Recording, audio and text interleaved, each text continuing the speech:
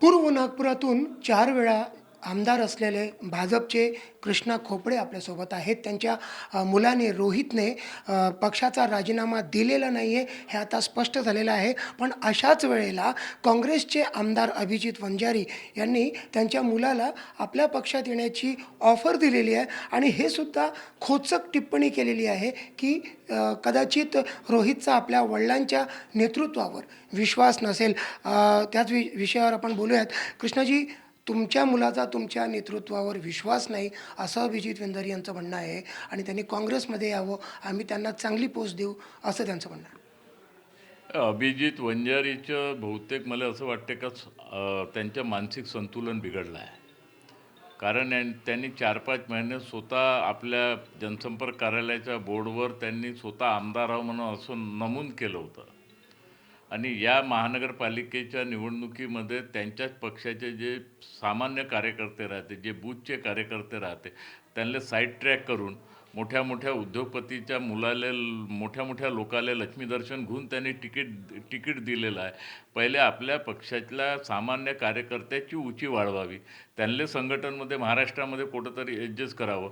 कारण अभिजित वंजारीले ना संघटनमध्ये कोणी विचारत, ना महाराष्ट्र लेवलवर काँग्रेसमध्ये कोणी त्यांना विचारत. काहीतरी उभाला करून मीडियामध्ये कसं यायचं हे तो धंदे वारंवार त्या ठिकाणी करत राहते. रोहित खोपडे आणि आमच्या पूर्व नागपूरमध्ये सगळे कार्यकर्त्यांनी सगळ्या प्रभागामधून उमेदवारी मागितली होती, परंतु भाजपमध्ये हा कार्यकर्ता मस्ट राहते. मी सुद्धा रोहित खोपडेचं समर्थक नव्हतो. मी आमच्या नेत्यालाही सांगितलं नाही, पार्लमेंटरी बोर्डामध्ये बी मी हा विषय बोललो नाही. आणि एक वेळा आमच्या इथं पार्लमेंटरी बोर्डाने निर्णय घेतल्यानंतर स्वतः रोहित खोपडेंनी संजय अवचट जे आमचे उमेदवार आहे त्यांच्या फॉर्मवर स्वतः अनुमोदक म्हणून त्यांनी सही केलेली आहे. आणि या अभिजित वंजारीनं त्यांच्या वडिलावर त्यांचा विश्वास राहिलेला नाही, कार्यकर्त्याचा त्यांच्यावर विश्वास राहिलेला नाही, अशा प्रकारचं वर्षण करून त्यांनी का सिद्ध केलं हे मला माहीत नाही. परंतु परिवारामध्ये कुठंतरी अंगार लागेल, परिवारामध्ये कुठंतरी आग लागेल, अशा प्रकारचं वर्षण करून त्यांनी आपल्या मानसिक संतुलन बिघडल्याचं हे सबूत त्यांनी या ठिकाणी उदाहरण दिलं आहे. पूर्व नागपूर हा असा एक पूर्व नागपूर आहे. या पूर्व नागपूरमध्ये काँग्रेसचं 50 वर्ष राज्य होतं.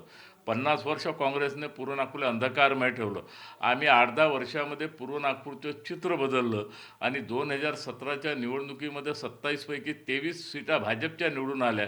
आणि यावेळी मी दाव्याने सांगतो का 100% सीटा हे भारतीय जनता पक्षाच्या निवडून येईल. कृष्णभाऊ, एक प्रश्न इथे उभा राहतो की रोहित खोपडे जो तुमचा मुलगा आहे, त्याला उमेदवारी मिळाली नाही, त्यांनी मागितली होती, पण त्यांनी राजीनामा दिला नाही. तरीही सोशल मीडियावरती काहीतरी उलटसुलट ज्या चर्चा पसरवण्यात आल्या, आपल्याला वाटतं की यामागे कुठेतरी काँग्रेसचा रोल असेल आणि कुठेतरी तुमच्या कुटुंबामध्ये किंवा भाजपमध्ये काहीतरी विवाद व्हावा अशी इच्छा असेल असं तुम्हाला म्हणायचं?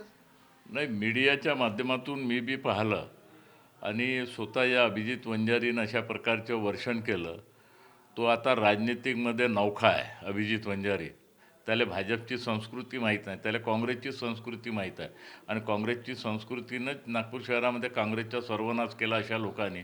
आणि म्हणून कुठंतरी परिवारामध्ये वाद वाद निर निर निर निर्माण करायच्या, परिवारामध्ये वातावरण चुकीचं निर्माण करायचं, तिकीट मागण्याचा अधिकार हा सर्वाला आहे. रोहित हा नागपूर शहर युवा मोर्चाचा पदाधिकारी आहे. तिकीट त्यांनी मागितली, मी समर्थन केलं नाही, कोणी त्याचं समर्थन केलं नाही, मी कोणत्या नेत्याला बोललो नाही आणि कसल्याही प्रकारचा फाजीनामा देण्याचा तर प्रश्नच उद्भवत नाही. आणि म्हणून त्यांनी स्वतः हे मान्य केलं आहे का जे पक्षाने निर्णय घेतला त्यांच्या मागे मी पूर्णपणे उभा आहे. आणि स्वतः संजय अवचट जे उमेदवार आहेत त्यांच्या याच्यावर त्यांनी फॉर्मसुद्धा सही केलेली आहे. आणि म्हणून कुठंतरी हे अंगार लावण्याचा प्रयत्न हे काँग्रेसवालेच करत आहे. काँग्रेस आपसामध्ये फूट टाकून परिवारामध्ये वाद निर्माण करण्याचा प्रयत्न करत आहे.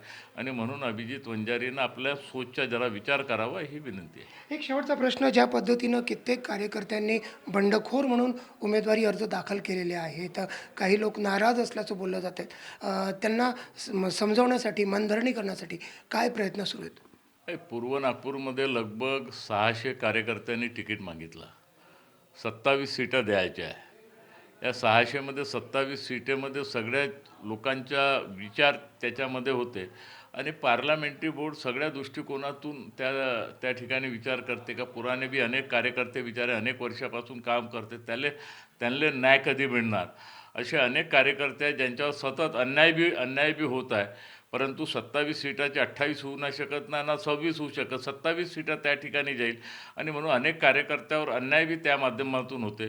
ज्यांना तिकीटा भेटली काही ते मोठे नाही झाले आणि ज्यांना नाही भेटली काही ते लहान नाही झाले. भारतीय जनता पार्टीमध्ये तिकीट मिळाली नाही मिळाली तरी तो ताकदीने कार्यकर्ता उभा राहते.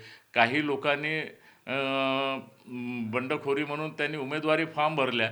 माझी बी त्यांना विनंती आहे का हे अपक्षाची निवडणूक नाही आहे, कारण प्रभागाची ही निवडणूक आहे, ही मोठी निवडणूक आहे आणि म्हणून फालतू याच्यामध्ये न पडता आपला परिवार एक आहे, आपली भाजप एक आहे. अनेकाच्या माध्यमातून संघटनेच्या माध्यमातून अनेक व्यवस्थेच्या माध्यमातून कुठं ना कुठं संधी भारतीय जनता पक्षामध्ये हे मिळते आणि म्हणून सगळ्याला मी विनंती केली आहे की आपण याची माघार घेऊन संघटनेमध्ये आपण निश्चित स्वरूपात आपली एकता या ठिकाणी दाखवावी. खूप खूप धन्यवाद. तर कृष्णा खोपडे सांगतायत की त्यांच्या मुलांनी राजीनामा दिला नसताना सुद्धा कुठेतरी सोशल मीडियावरती चुकीचं पसरवण्यात आलं आणि त्यानंतर काँग्रेसचे विधान परिषद सदस्य अभिजित वंजारी यांनी ती ऑफर दिली जी त्यांनी द्यायला नको होती असं त्यांचं म्हणणं आहे. आणि त्याच वेळेला जे बंडखोर झालेले आहेत ज्यांनी अपक्ष म्हणून पक्षाविरोधात उमेदवारी अर्ज दाखल केलेले आहेत त्यांनीसुद्धा माघार घ्यावी, त्यांचा कुठेतरी भविष्यात विचार होईल असं ते आवाहन करतायत. व्हिडिओ जर्नलिस्ट विनय शुक्लासोबत संजय तिवारी, NDTV मराठी, नागपूर.